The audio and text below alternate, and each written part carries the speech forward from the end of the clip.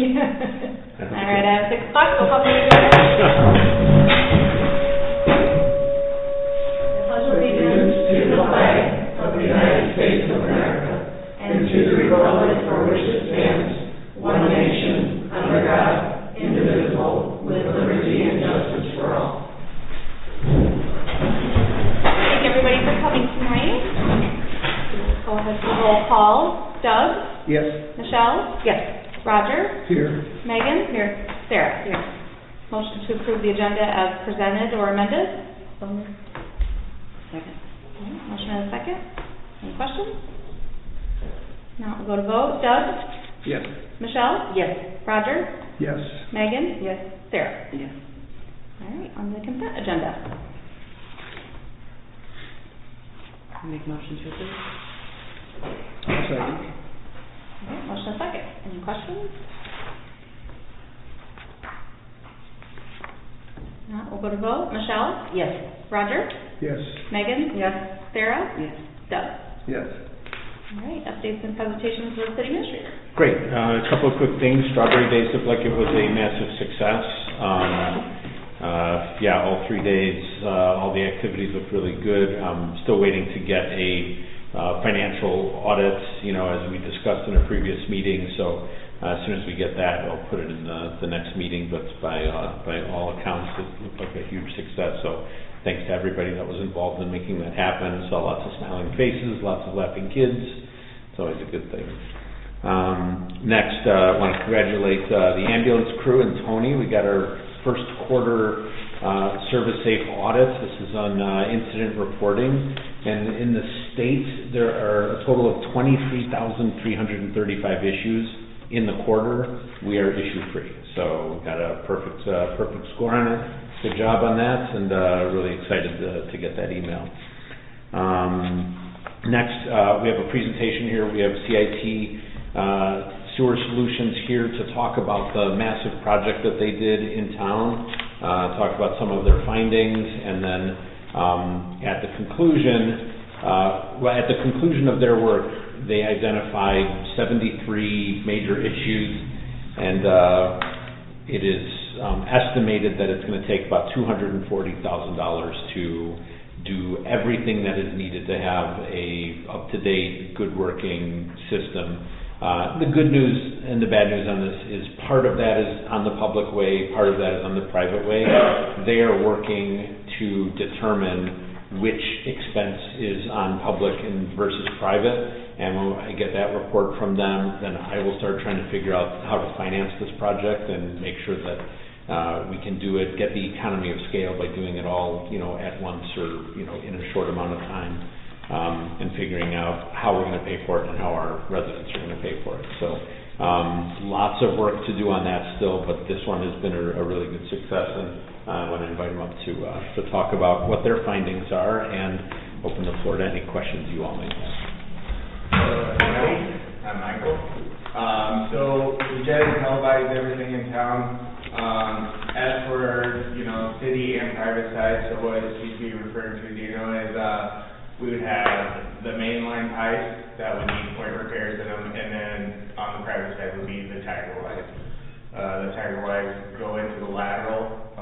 We found a ton of issues where either there's water infiltrating or gushing into the system, so that would overload the system, and that's why it would be a lot of the I&I issue. So in that report, it tells you everything about that as well, where, we have videos available to you guys where you can see water just rushing in. So we would look at those repairs. I think there was 44 of those, somewhere in that neighborhood, I believe, just the tiger wires. As for the point repairs, those are 4-foot sectional patches. That would be taking care of the structural integrity of the pipe. So it's either fractures in the pipes or there's soil visible. When there's soil visible, those are, okay, we need to take care of those right away. Because what that's doing is when it rains, it's washing dirt, soil into the system, slowly just kind of eroding away from those pipes, which could lead to a collapse. So that's what you don't want. So they're collapsing the pipe, or there starts to be a sinkhole in your streets. So that is our findings. Quite a bit of roots. We did a ton of heavy cleaning in town.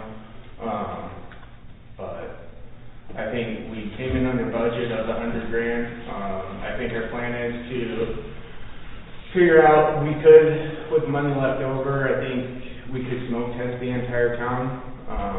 And it would be identifying if we wanted to do some lateral launches as well. So that would be determining, which laterals we'd want to launch up, and then I would just subtract that off of what we could actually smoke test. So we're thinking smoke testing would be perfect for all the easement work since farmers are in the field.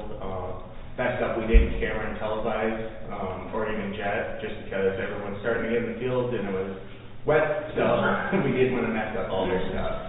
So we think if it's a really dry day, we'd sit there, pressurize the system with smoke, and we'd be able to locate manholes, and we'd also be able to determine, hey, there's maybe cracks in pipes somewhere along those easements. So, but yeah, what questions do you guys have for me on that? But before I open the floor for questions, so we have a report, they've given us video of everything. We're building an internal database to link those videos to property addresses in town. Same with like nuisance letters and stuff like that, so the timing was really good. And the report that they gave us is also incredibly detailed on, like the worst areas that need, immediate help, soon help, and, things that are going fine. So we'll make this report available to all the council members, and probably at some point to the public, because there's good information in here, and people are going to need some justification about why they're going to have to spend money to fix their pipes at some point. So, go ahead if you have any questions. And I think I actually we went through and I had my inside team put together, what laterals and the addresses they went to on all the Ys. So I should have that. I can send it over to you, Dina. Great. So I'll work on getting that sent over. Okay. But your guys' questions to me.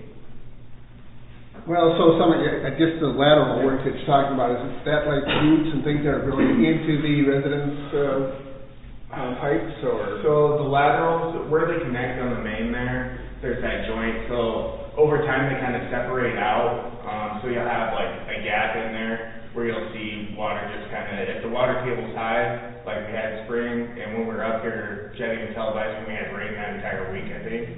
So the water table's higher, so the water's just flowing in through that separation. What this Y does is it goes in about 6 to 8 inches into the lateral, and then comes in the main and seals up that joint around there. So 6 to 8 inches inside in of that lateral. Kind of seals that from any I&I or roots intruding into the mainline pipe. So you guys do have a bunch of roots in town, so that would help seal those out from getting into your main and causing a blockage. Could you tell them about some of the multiple passes you Okay. have to make? Yeah, so certainly. So normal lines we do, 2 passes, right? We'll do 1, if we pull back clean water, we move on. 2 is what we usually do on all our maintenance contract customers, just that's a service we offer. Doesn't cost any extra. There's lines we had to pull back 15 or 14 times. So, I have that TV log, or jet log I sent over, that will show all that. So it's like, when we're, I kind of figured, if everything was perfect, right? We were able to get through 2 passes and TV everything, probably would have came in about 56 to 60,000, right? But all that extra heavy cleaning and removing those roots really ate into the cost. But I mean, it's good to get them out of the system, but it's obviously not perfect. That's the issues we need to fix, because roots, doesn't matter how small of a crack, they're going to get in a crevice and cause an issue down the road and keep growing. So, I think we have on our quote as well with some robotic cutting, and because there were some roots we were running into, we just couldn't get past them to pull them out. So, but yeah, usually when we go in, what we've done is the roots we did get out will turn to like fine roots, but I mean that's a temporary fix until they grow back, right, in a year or 2. So there's that on your situation right there. And question for the administrator, the laterals that are connecting to the main, are the property owner's responsibility to repair there, or is By and large, if their pipe is on their property, right, like if there's a public building that ties in, obviously that's ours. But typically, the homeowner is responsible for connecting to the sewer, so that would be on them. to make sure that the connection is working. So again, when we break down this $240,000, we're going to have a better understanding of how much of it is ours to fix versus how much it is for the property owners to fix. And then there is extra money at the state, fund that loaned us this money for larger projects. And so I'm looking at other best practices from other municipalities about how they do projects like this. And does the municipality front the money and charge it back over multiple years, or does the municipality put a lien on the home so when it sells? There's multiple ways to do it, and I'll have a whole spreadsheet of different opportunities or different ways to go about doing it once we kind of know what the public-private balance is. So, another question to you. So, in your experience with all this research in the past, do some of the broken laterals come because of movement in the main, or is that movement in the lateral, or how does it break? Obviously you'll have the soil hardening and settling, but we've seen some where it was just, probably a bad contractor install, but right, unless you pulled up when that one was installed, if they're even in business, we've seen, I know there was a couple lines we looked at that it was just a bad hammer cap, right, it busted a lot of the pipe out, and they probably didn't camera afterwards, and you would never know unless you did this type of deal. So, but yeah, there's some contractor issues that were involved in it, but just over time, ground settling and that, and it's gonna happen. You don't have, the nice thing is a lot of the pipes look straight. You didn't have a bunch of lines in them, which, that gets tricky if you were to look into lining or anything like that, for the long run, but otherwise it's pretty good shape. It's just some minor issues, and it just happens to be a lot of them, right? So, yeah. Great. Thank you. Any other questions? Thank you so much. Thank you, everybody. All right. And thanks for driving up, all the way. Do you have anything else? What? Do you have anything else? No, that's Okay. it. Okay. Yep. All right, we'll move on to new business, number 11, resolution 2656, approving annual cost of living and pay adjustments for city employees.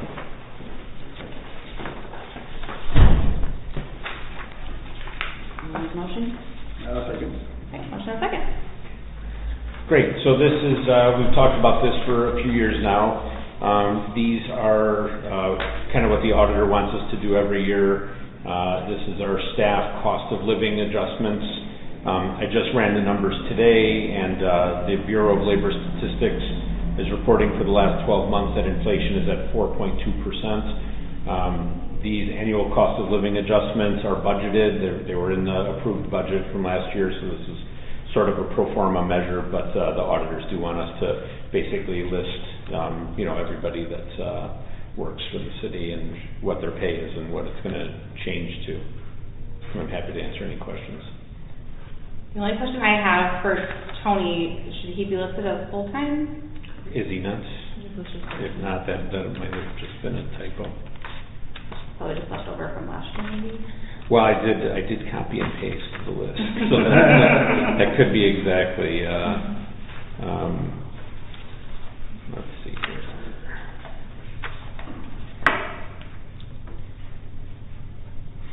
Yes.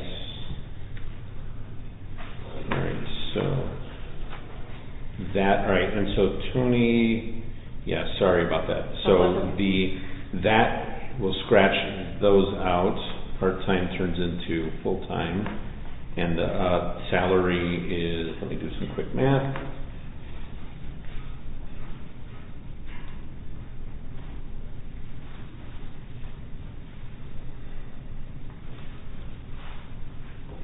So it's the FY26 is 66. And the FY27 will be 67,980.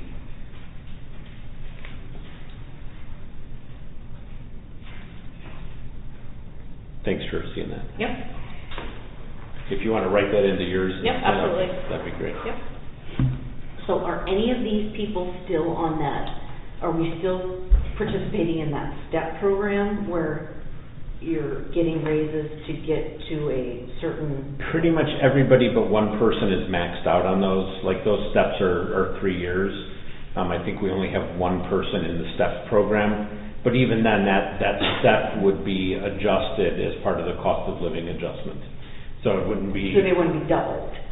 That's what my question is. It wouldn't be doubled up, like the step is there, but now the step is gonna have an increase. Like the increase should go across the board to keep it fair and equitable. So if somebody is moving up in a step and also that step has a increase in COLA, that's obviously a little bit more of a benefit. But it's just the nature. So they're not essentially getting a double raise? Not a double per se, but it could be construed as something along those lines as a multiplier because the step is becoming more valuable. So let's say just for example, and I don't know that this is the exact percentage, but let's say the step is 2%. You know, it would be unfair to give the person the step and not the 3% COLA increase.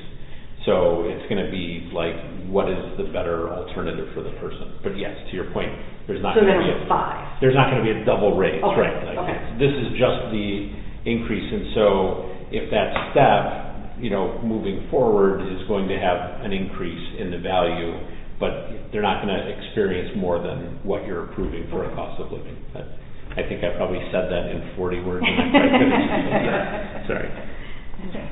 It's such a highly technical thing. No, I wanted to make sure to explain it.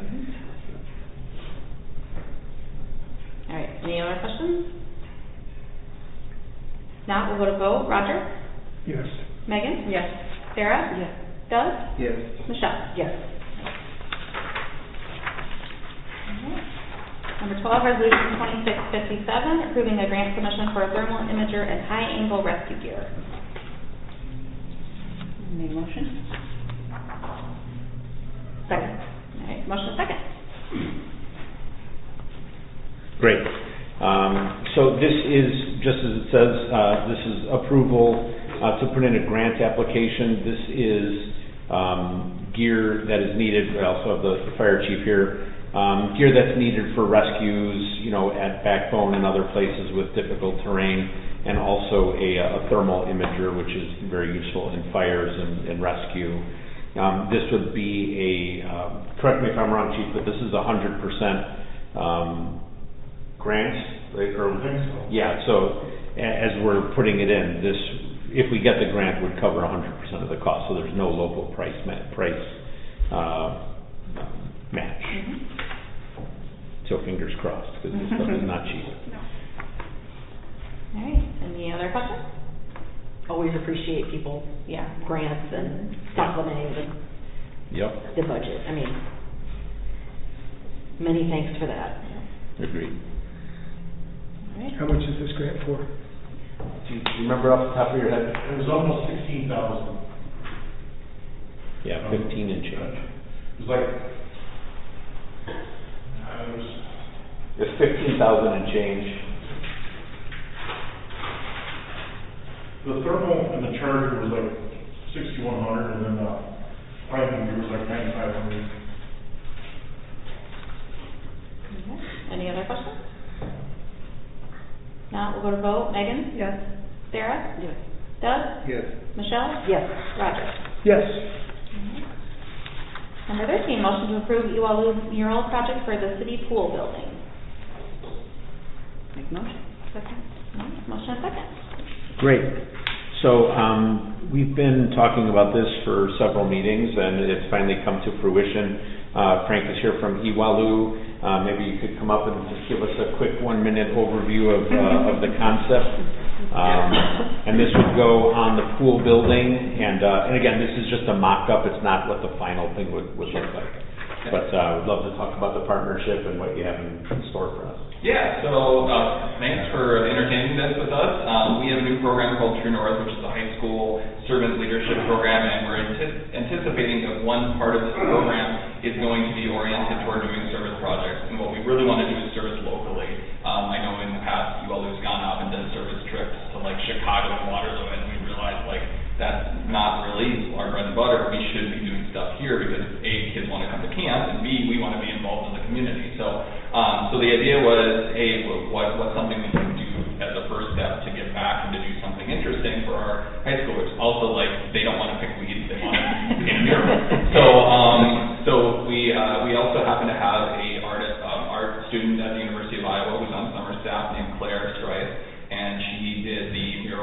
Union that they, I think maybe you should show, I don't know if you show them on the pad, but they basically, there's a really quite nice mural in West Union, which she spent a lot of time on. So I don't want to compare this, but she has the background in doing this. And what I asked of, what we talked a bit about was we want something that the high school students can contribute to. So we need something that has some good background and like a lot of, and then she can do the detail, and she would be charged with kind of the final, like all the detail and final details on making it look like it wasn't just high school or students. But so this is her concept, and she was willing to lean into the natural. She went and walked around out the park and at the pool and said, hey, I think this is a good place for us to kind of give a little homage to Backbone and to what we got going on out there. And also, it's a very Uvalde feel, even though we're not throwing Uvalde on anything. This is all Strawberry Point. I think it also has that kind of feel to it. So that's the thing. She wanted to include the high schoolers by doing a kind of a handprint bushes so that they would physically put their hands on it to make those. And and she's also willing to work on it. If there's things you'd like to see in it that aren't in it or changes, she's also very willing to do whatever with it. So. Yeah, you could text or email me any sort of, if you have suggestions. Also, Uvalde generously offered to pay for this completely through their endowment, so we really appreciate that. Yeah. Yeah, I love that idea. Cool. All right, any other questions? No, we just need to have a vote to approve the concept. Okay. All right, we'll vote. Sarah? Yes. Doug? Yes. Michelle? Yes. Roger? Yes. Megan? Yes. Thank you so much. Thank you. All right, number 15, motion to revisit Strawberry Point Lutheran Home reimbursement request. I'll make motion to second. All right, motion and second. Great. So those of you who are on the previous council remember this was an incident where we were running a line through the property at the Lutheran home, and as they were trenching, they cut a line with the trenching machine that nobody knew was there. I have a drawing just to refresh everybody's memory. In fact, it's the same drawing that we used last year. Haven't cleaned the whiteboard yet. Yes, the whiteboard, right. So basically, this is the street, and this is the building, and these are two electrical junction boxes. And we knew that the electricity came into these boxes, and on our records, the original line to the Lutheran house came from this box over to their box. These are the lines that we knew were there, and those are the lines that were marked. Nobody knew that there was a line that came out of this box and went all the way around a set of trees and into the junction box. We have no record of who did that work, when it was done, didn't even think to look there because it was just so obscure to have a line go that way. So when they dug the trench, it cut that line right here, and it knocked out power to the Lutheran home, or half of it. I think half of their place is on a generator. So an accident of, just an issue of nobody knowing that the line was there. So that's kind of the background of how it happened. And then the Lutheran home, we all tried to work together to make sure that the electricity was back on by the end of the day, which it was. But the Lutheran home did experience some expenses as a result of overtime, and I think gasoline on the generator maybe, or LP tank. And they made a request to be reimbursed for that from the city. I issued a letter basically citing our city code that we're not guaranteeing electrical service 24/7, and when it's down, it's not the responsibility of the city to, cover expenses or have expenses. They have since come back and asked that this be put back on the agenda for a reconsideration, and that is where we're at. And there's a letter in there, I think from the board president, who is here, and he can speak if he would like and fill in any holes that I might have left.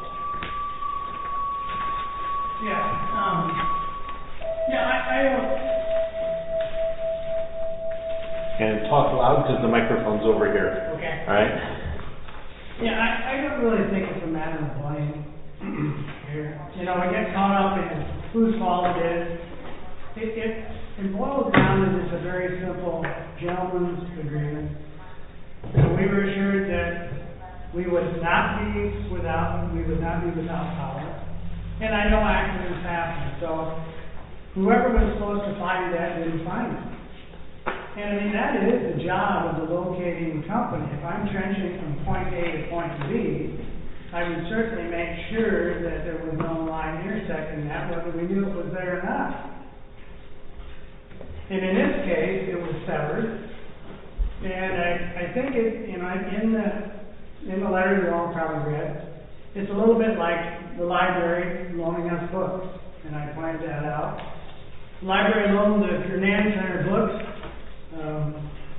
What's the understanding they be returned? Well, our population there, I guess, is kind of typical of everywhere else. The books disappeared, and they did us a favor for allowing us to have the books. And bottom line is, they were stolen, we were billed, and rightfully so, because they did us the favor. And I see this as pretty much the very same thing. We're not asking for punitive damage. We're asking for fuel, inconvenience to the residents, and because of that inconvenience, we had to keep extra staff on. So, you know, it's $750. You know, will it make or break the home? No, but I think it's the principle of the thing. We're all in this together, working together as a community, and this is a case of where I believe it's in everyone's best interest to work together and understand that we understand mistakes were made, but there's a cost. And all we're asking for is that cost to be reimbursed. Questions? So this happened Last time. okay. And I'm sorry I didn't get the date on there. No, that's fine. Why the delay and why now, I guess? I think a number of things. I would have probably been in there sooner. But, you know, several people approached it, and meeting after meeting, and just kept getting brought, well, what's the status? How come, you know, this isn't resolved? So, you know, being on the board, and then now being elected president, I mean, I volunteered before I became elected president to write the letter, explain our cause, because I didn't know exactly how other people handled it, how they dealt with it. I mean, I'm not here to make enemies. I'm here to try to, you know, and I know as council members, Doug knows I've sat in those seats, and I know about precedent. And this isn't a case of setting a bad precedent. You know, it's a case of setting a good precedent. I mean, I cited another example where the utility company has to drive across my property to change transformer. So summer just like this, they had to back across there, replace the transformer, and you know, it sunk in about myself. Well, I didn't have to ask the city at all. They said, Bill, this is bad. We really sunk in. What can we do to help you out here? I said, just bring me some dirt. You know, I didn't ask for money, and, you know, that's not what we're looking for. In this case, we are looking for money, but only to cover our expenses. But anyway, they set a good precedent. Let me put it that way. So, and I'm just asking that good precedent,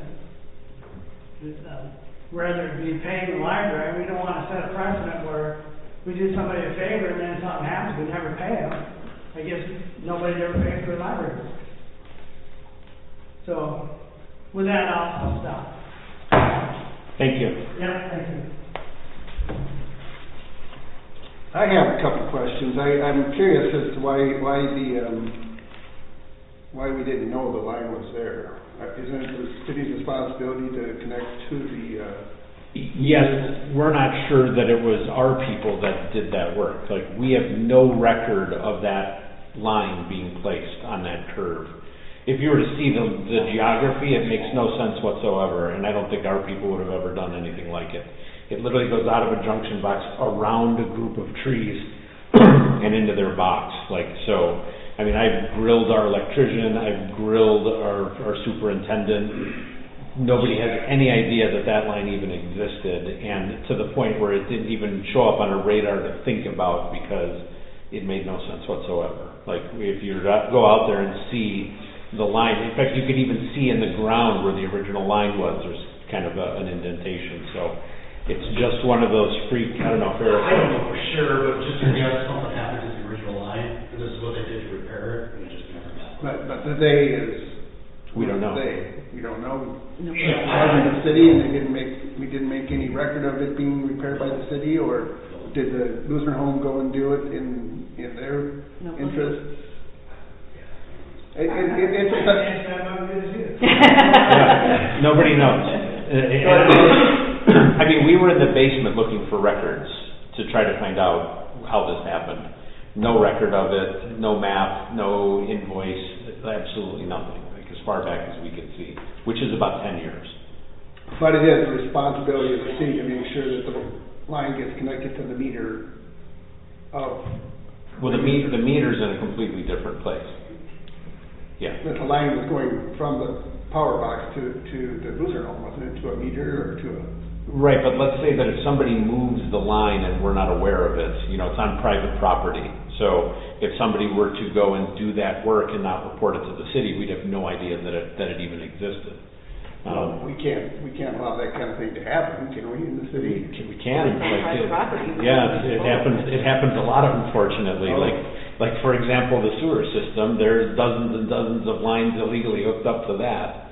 You know, and it's hard to know what happens on private property if it's not disclosed. So I agree with you that it shouldn't happen in the perfect world, but it did happen. We don't know if it was, and don't get me wrong, I'm not saying that it wasn't the city. We don't know if it was the city or not. And we have no record one way or another. So it's kind of a conundrum. Yeah. You know, and I wear two hats on this. Like, my wife's grandmother lived there for many years, so the Lutheran Home is a very soft place in my heart. You know, as a city administrator, if we're going to start writing checks every time the electricity goes out, we're going to be broke very fast because the electricity goes out a lot. So I think that we ought to tread very carefully here. Again, we want to be friends with the Lutheran Home. Like, nobody's here to make any waves or any enemies, but we do have to think very cautiously about how you want to proceed on this. Did we have an 811 call, or did we just depend on our city guys to mark that? Well, we do that when the calls go in. They are one call. Yeah. So they had already, on that graphical straight line marked, because that's what it was supposed to be. Yeah. That's what they had marked as was that straight line, not the one that went around. Not the mysterious. Yeah. So I really have no position on it. I just want to give you the options. You all are really going to have to, you know, decide, you know, if we do this and, you know, like place blame on the city for the incident, in which case, you know, writing a check, you know, certainly justifiable.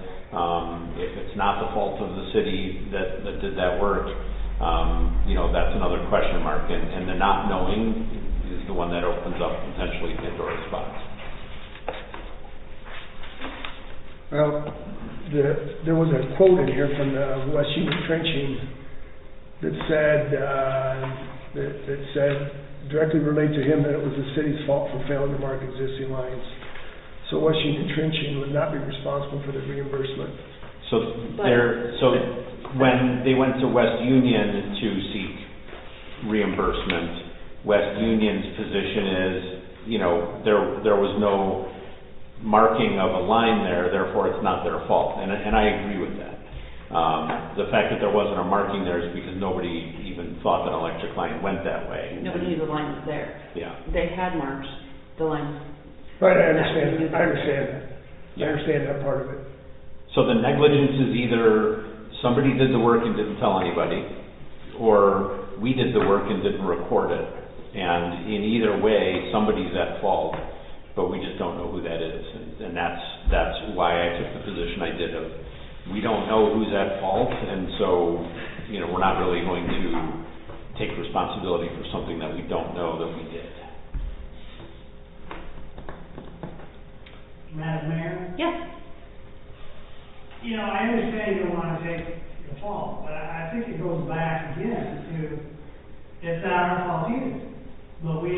paying the price. And why did it happen? Because we allowed the city to go across our property. So I mean, we did it in good faith, and I'm sure the city tried to do everything in good faith as well. The bottom line is, why should we incur the expense? This isn't a tree falling across the power line. This isn't a lightning strike. This isn't an act of God. So, you know, I would encourage you to think carefully about it, but if you think this is setting a bad precedent,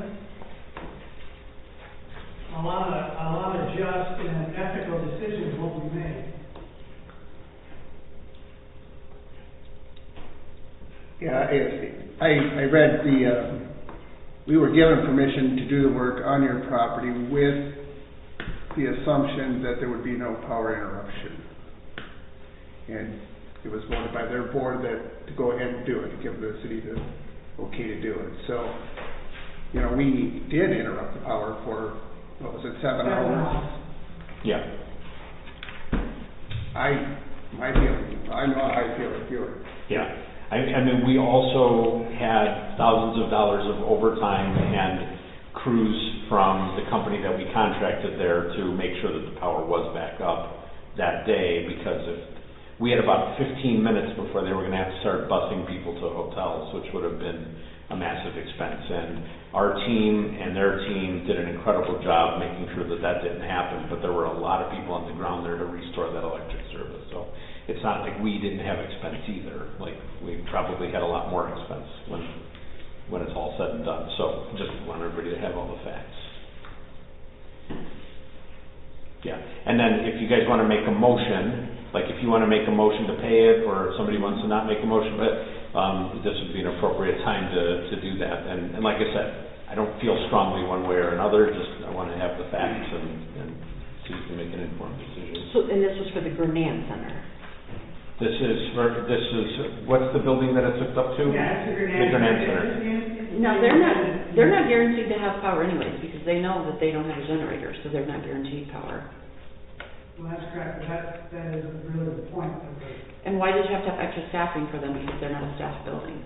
Because they had to go ahead and they had to serve some meals to the people that couldn't cook, they had no electricity, and couldn't get, you know, elevators wouldn't work, drive doors wouldn't open, they couldn't leave.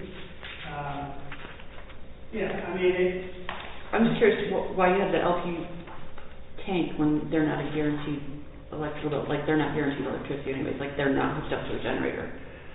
So they're not guaranteed electricity in Internet anyways. well, that's correct, I'm not just. I'm just asking you though, like what the LP was for when they're not a Well, building the that's LP, guaranteed. because it also interrupted the nursing home. Okay, that's what I'm asking. Sorry, I didn't say it. It also interrupted the nursing home, but they were covered.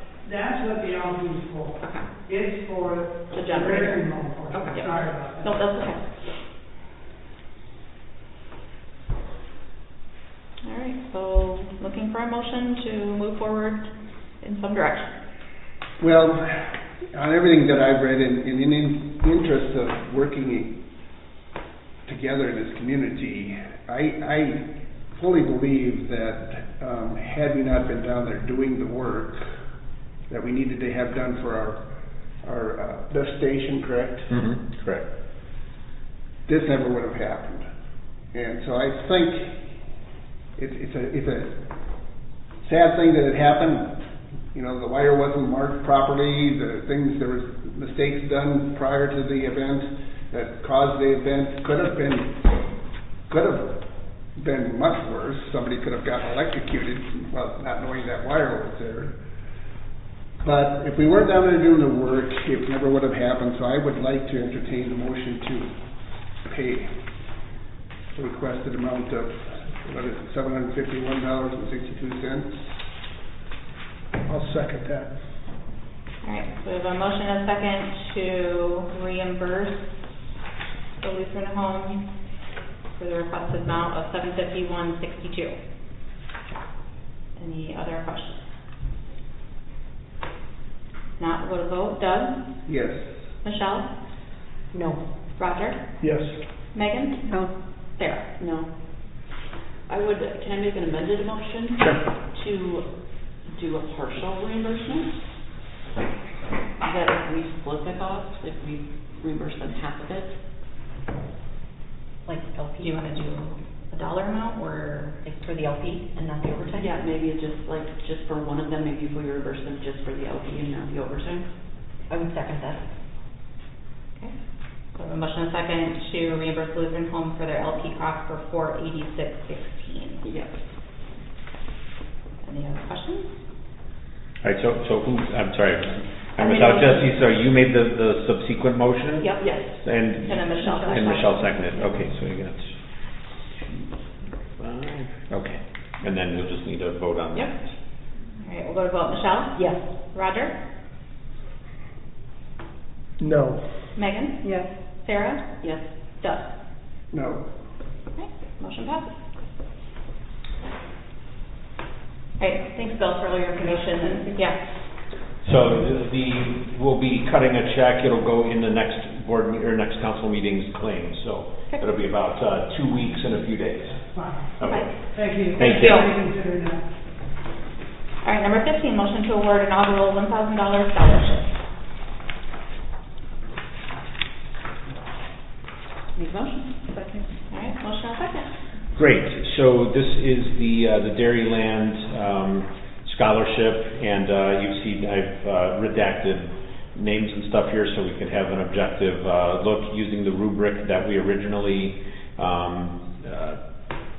presented. These are the applicants and their scores, and it was pretty close up at the top here. The second applicant is the one with the highest score, and that was one of 2 applicants that had some relation to the energy sector, also good in academics, also good in community service, also good in the essay. So I looked at these personally without looking at names, looked at the essay, looked at the academics, and just tried to be as objective as possible here.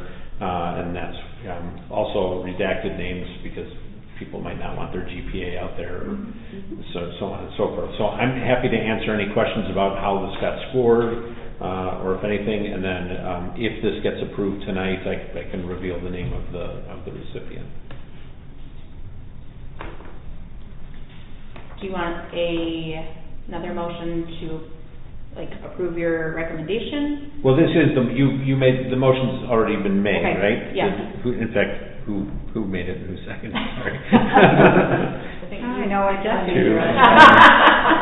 Oh, you have no idea how hard it is when Jesse's gone. Believe me, it's like, yeah. You made it? I made it. All right, and you I seconded? second. Okay, all right, thank you. So this is a motion to award that is now on the table, so if you have any questions about this, I can answer. And then also, Michelle made a recommendation that for next year, that we put maybe a little bit more emphasis on the sector versus academics, and I think that's a really good suggestion. Obviously, we did it this way this year, but I think for next year, I can work with Michelle and we can figure out a different weight balance. Any other questions? Now we'll go to vote. Roger? Yes. Megan? Yes. Sarah? Yes. Doug? Yes. Michelle? Yes. All right, so the recipient is Noah Gellner. Oh, good. Yep. Awesome. Yep, so we'll reach out to him Also a today. lifeguard? Yep. Yes. Yeah. Yep. Great, thank you. All right, number 16, resolution 2658, accepting the sealed bid and authorizing the sale of a fire truck. Motion. Second. All right, motion and a second. Great, so this is the fire truck that you approved to be sold. There's a memorandum in there that shows all of the bids that came in. The sealed bidding was promoted very heavily on the city's website as well as social media. We did a boosted post or two, and it resulted in 1,726 page views. That's like the actual page where people could put in a bid. So I thought that was a really positive number. The winning bidder is Michael Gibbs of Gibbs Farm, and we have not contacted the farm yet to see if they're able to accept or able to make good on the bid. I wanted to get an approval before reaching out to them. So if it's not, a situation where they can accept this fire truck in the bid from the farm, then it'll go either back to you to make a second choice here, or to redo the bidding process altogether. Yeah, and I'm trying to speak in code here. I'm just trying to figure out how to Yeah. extend that. Say what you're thinking. We're all scratching our heads like. Yeah, I don't want to say it because it's on the public record, but like, Yeah. this person might not be able to Yeah. take this fire truck anymore. Yeah. So, do you know what I'm talking about? Okay. Unless his brother's doing something through the estate, that's the only I can think of. Well, that's right. It did come in with the corporation name on it, so. But then why put his name on it? Yeah. If it gets approved, they'll reach out to them and we'll do all that homework, and then it'll come back in the next meeting if there's a problem. Yeah. All right, so we do have a motion and a second on the floor. Any questions? Oh, lots of questions.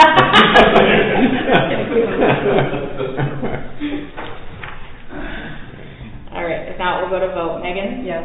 Sarah? Yes. Doug? Yes. Michelle? Yes. Roger? Yep. All right. Number 17, resolution 2660, approving the purchase of 4 tires for a fire truck. Make a motion. Second. Motion and a second. Great, so this is a resolution, I talked to the fire chief, and they were doing an inspection on the trucks, and noticed some cracking and other, how would you describe the damage on the tires? Basically, the tire is supposed to blow out. Tires. So this is a resolution to purchase 4 tires for the fire truck, Goodyear tires. There's documentation on here. There is an invoice. Just have to note for the record that the invoice amount is above the state contract bid, but it is a local person that has ties to the community and the fire department. So if you have any questions about this or the mechanism. Also, these tires were ordered, and I've subsequently talked to the chief to remind him that I only have $2,500 in spending ability before it has to go to resolution. So these were ordered kind of prematurely, and so there's that. So they're kind of waiting with the tires in Edgewood for this resolution and discussion. So I'm looking forward. What is the amount for the state bid? The state bid is about $140 less per tire, so $1,428, just under $600 less on the quote. And how come we didn't do state bid? Because you have to go to a Goodyear dealer, and there's no local Goodyear dealers. You have to go to Waterloo or Cedar Rapids to order them. Registry, you can go through Otis and you can get them online for state bid. They're not a Goodyear dealer, though. They're not a certified Goodyear dealer, so you have to buy them through. You can buy them through Palms, you can buy them anywhere you want, Goodyear, but you have to go to an actual Goodyear dealer. That's all they deal with is Goodyear. If you like going to a Chevy dealer to buy Chevys, you have to go to an actual dealer. For state bid, tires? No. For state bid, yeah.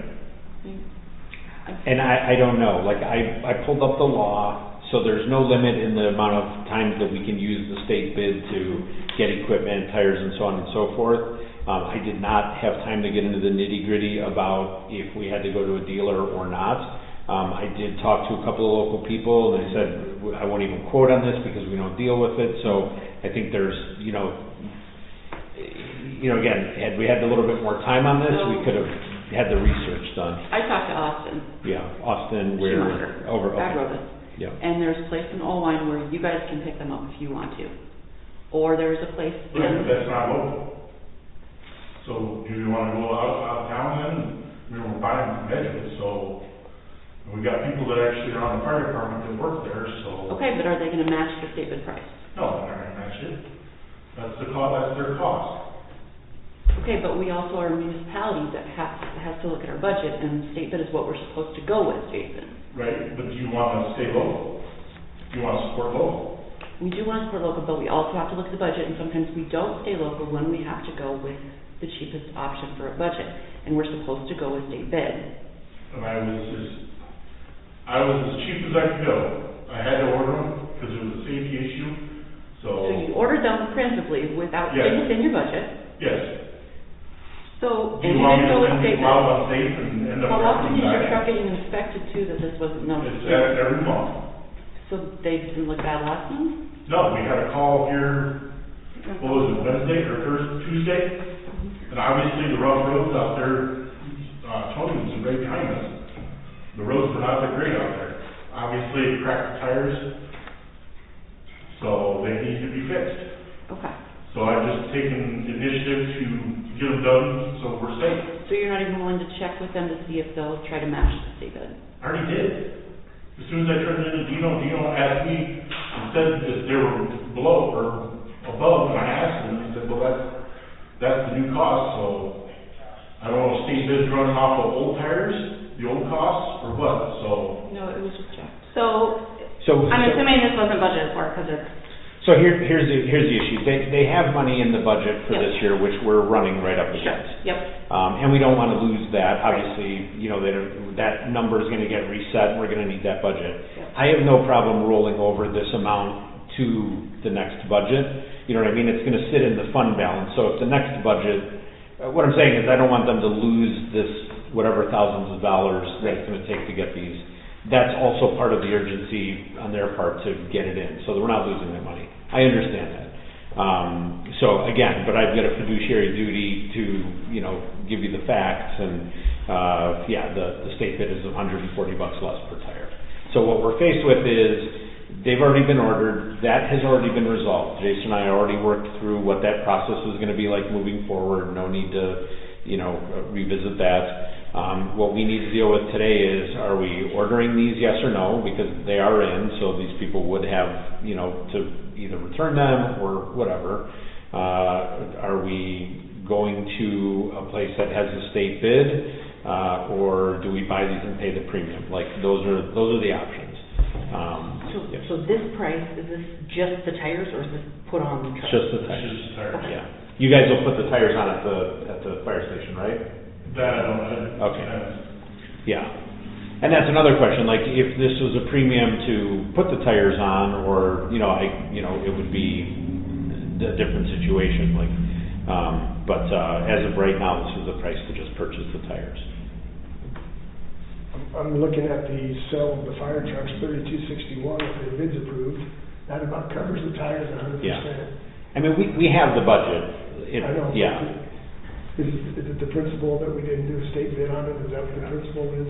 Yeah, because that's supposed to be protocol, is going to state bid. Yeah, and it's two things. It's not going over the 2,500 without a resolution. Like, that's something, we will get dinged on that with the auditors if they happen to listen right now.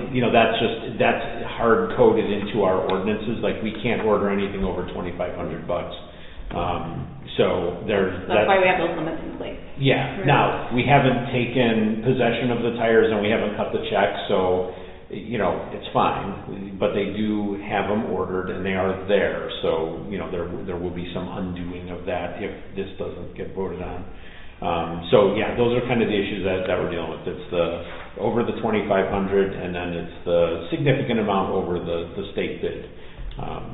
So that's, and again, I'm just giving the facts. However you guys decide to go is the law. All right, any other questions? We currently have the motion as stated on the floor. All right, if not, we'll go to vote. Sarah? No. Doug?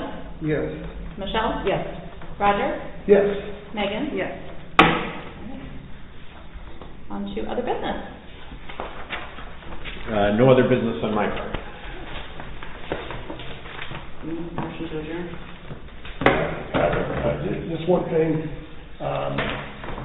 do we need a reminder on Facebook or signage at the pool? I know there used to be signage at the pool to remind parents not to bring sick kids to the pool after that last incident with the pool closing because we had a sick kid. There used to be a big sign on the pool that said, if your kid is doing this, or this, keep them out of the pool. Because I know that created a lot of headaches and problems, and I don't know if we need to revisit that at some time, but there used to be a sign down there reminding parents to specifically, if you're gonna drop the kid off and they're sick, then you're gonna be responsible for any costs that are incurred, because the pool's closed, and I know we had to get extra cleaner from Oline. I was down there when Garrett was doing all that stuff. Yeah. I know that was a big headache, there were kids upset because the pool was closed. I think we need to, at some point, address that somehow. Find the sign that used to be on there, put it back up, put it on Facebook, and let parents know. And I would even go that extra step and say, if you bring your kid down and you know your kid is sick and has got the scoots, and something happens at the pool, you're gonna be responsible for taking care of the cleanup. Yeah. Because I know that.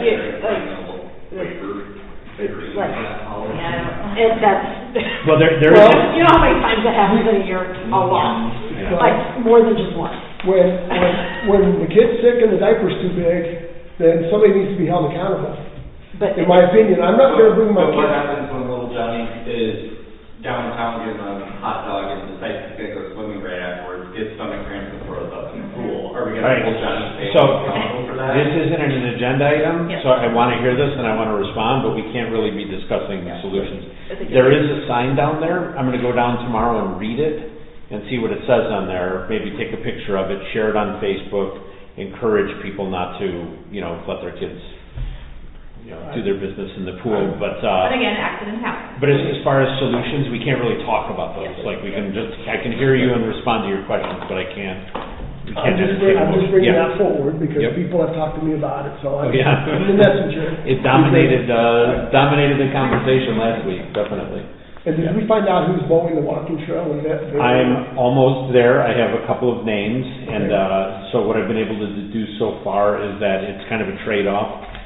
Somebody does it and takes that and doesn't charge us, but I'm still finding out, because we don't get a bill for it, but somebody else might, and it was very busy with Strawberry Days and that tractor pull, so I haven't gotten callbacks yet. But I will get to the bottom of it and have a solid answer for you. I would like to mention too, if you're finished, good news is we've reached our $10,000 goal for the Heart and Soul, Community Heart and Soul, actually gone over 11,000, and still taking any donations we can get because we don't know how long this is going to take us to get this all pulled together. Hopefully we can get it in 18 months, but we're well on our way to getting a well-organized community organization to push this along. That's great. Good job. Motion to adjourn? All right. Thanks, everybody.